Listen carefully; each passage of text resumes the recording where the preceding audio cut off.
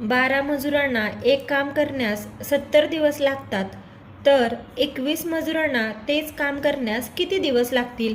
आता आपल्याला एकच काम दिलंय म्हणून आपण सूत्र कोणतं वापरणार? तर M1D1 बरोबर M2D2. आता M म्हणजे मजूर आणि D म्हणजे दिवस. तर काय दिले? 12 मजुरांना 70 दिवस. मग M1D1 म्हणजे 12 गुणिले 70 बरोबर M2D2. इथे मजूर किती दिलेत? 21 आणि आपल्याला दिवस विचारलेत म्हणून हे D2 ॲज इट इज ठेवूयात. आता काय करायचं? आपण हे सॉल्व करूयात. 12 गुणिले 70 हे 21 इकडे गुणाकारात आहे, इकडे आपण भागाकार करूया. बरोबर काय आलं? D2. आता हे सॉल्व करूयात.